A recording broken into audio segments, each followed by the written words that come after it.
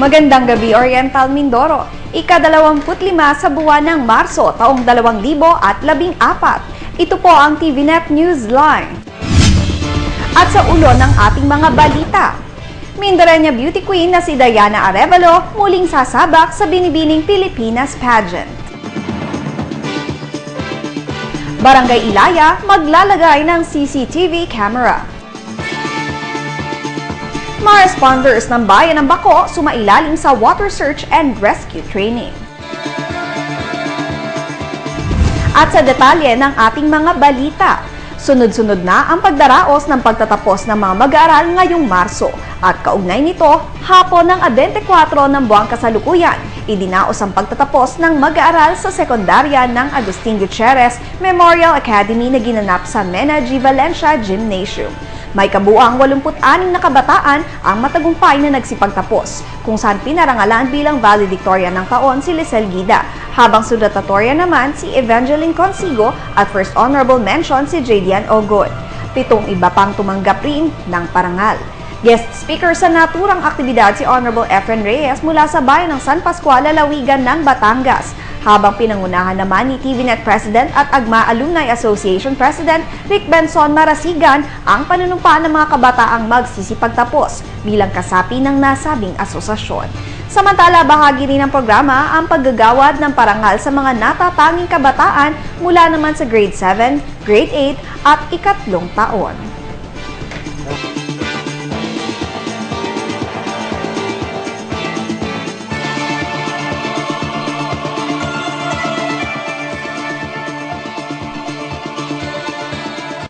Samantala, matapos kumuha ng eksaminasyon bilang scholar ng Department of Science and Technology, 41 kabataan mula sa lalawigan ang nakapasa at kwalipikado ng makapag-aral ng mga kursong may kinalaman sa siyensya sa tulong ng scholarship program ng naturang ahensya.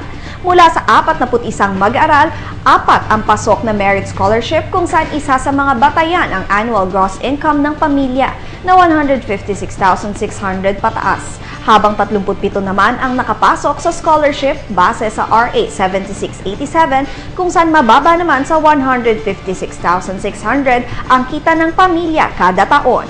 Base sa inilabas na resulta ng naturang ahensya, nagmula sa 22 paaralang sekundarya sa lalawigan ang mga nakapasa sa RA 7687 Science and Technology Scholarship, habang nagmula naman sa 3 secondary schools ang mga nakapasa sa Merit Scholarship. Iba't ibang institusyong pangkolehiyo na nasa ilalim ng Commission on Higher Education identified Centers of Excellence o Centers of Development for Particular Science and Technology course ang maaaring pasukan ng mga DOST scholars. At kabilang dito ang Mindoro State College of Agriculture and Technology.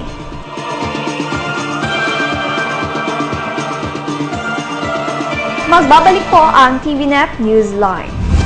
Bakit ka kasi kumabit? Alam mong di tama yan, di ba? Huwag ka nang gumamit ng pag-aari ng iba. Nakakaperwisyo ka sa mga legal na cable. Lumalabo ang signal nila. Mahiya ka naman, hoy. Illegal na cable mo, putulin na. Ano, gusto mo bang umabot pa sa kulungan? Umiwas ka na sa gulo tsaka skandalo. Huwag maging kabit. Magpakabit ng tama ngayon. Supported by PCTA.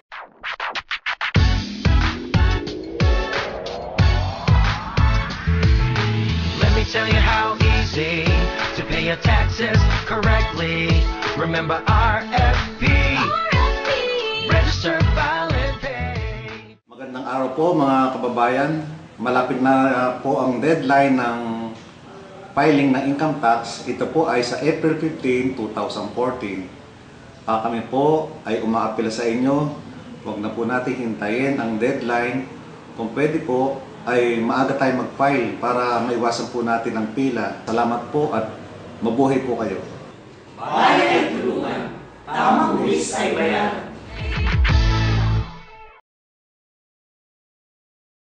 Sa aking mga kababayan sa lungsod ng Calapan, ngayong March 21, muli nating ipagdiriwang ang anibersaryo ng lungsod ng Calapan.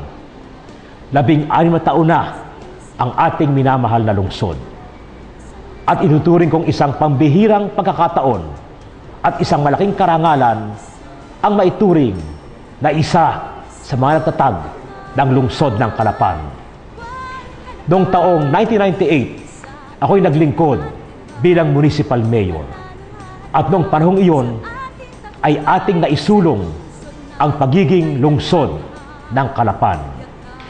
Makalipas ang 16 na taon, sabi natin na tunay na marami nang nangyari na pagbabago sa ating lungsod. Sabi natin na malayo na ang nalakbay ng ating lungsod mula nung ito ay ating itinatag noong March 21, 1998. At hindi mayatanggi na malaki na rin ang naging pag-unlad ng ating lungsod makalipas ang 16 na taon. Mula sa isang tila baga natutulog na bayan, ang lungsod ng Calapan ngayon ay masigla. Maraming negosyo, maraming pagbabago, maraming serbisyo na pinagkakaloob ang city government sa mga mamamayan nito. Isang masigla, maunlad na lungsod. Subalit marami pa po tayong dapat gawin. Hindi pa tapos ang ating paglalakbay. Patuloy po tayong magsikap upang maisulong natin ang higit na kaunlaran at pagbabago sa lungsod ng Calapan upang higit na mas maraming kababayan natin ang makinabang sa mga bunga ng kaunlaran. Ngayong panahong ito na tayo muli nagdiriwang ng anibersaryo ng ating lungsod, tayo po ay magkaisa, magtulungan, gumawa ng mabuti, maging masigasig upang ating maitatag ang isang lungsod na higit na mapayapa, matatag, masagana, mas mapayapa, mas maunlad. Isang Calapan, one Calapan, na tunay na maipagmamalaki ng bawat Calapeño. Muli, sa inyong lahat, happy anniversary at magtulungan po tayo. Patnubayan nawa tayo ng ating Panginoon, patnubayan nawa ng ating Panginoon ang lungsod ng Calapan. Maraming salamat po.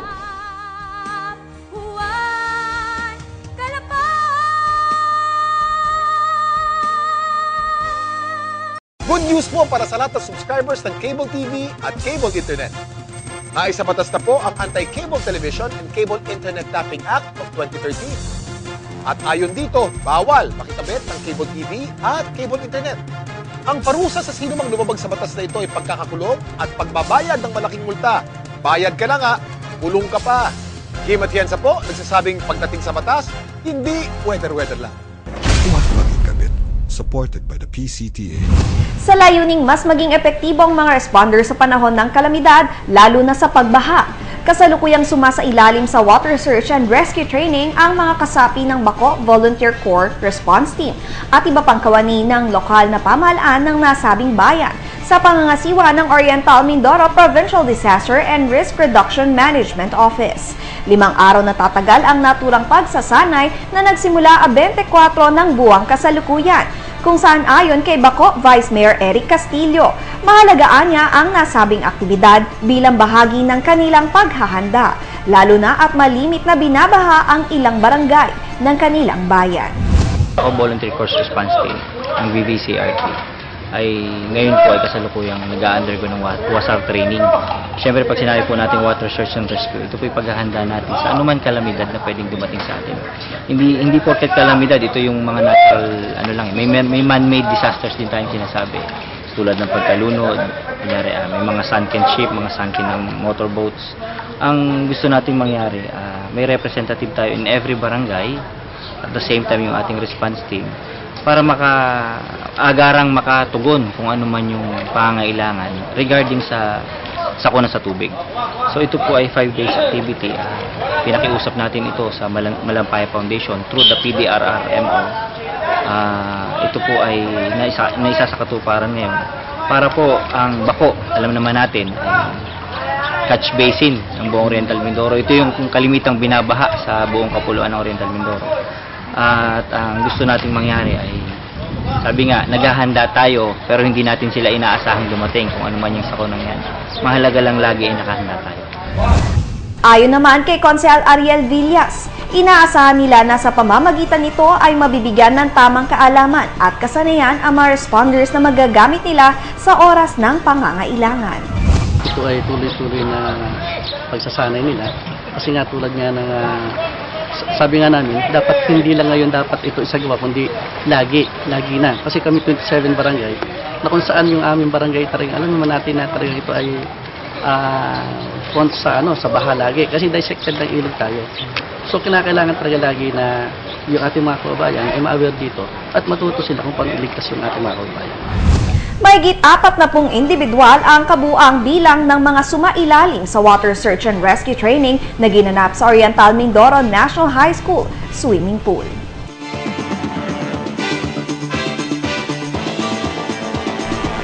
Sa ibang balita, bilang ahensyang nangangalaga sa kapakanan ng mga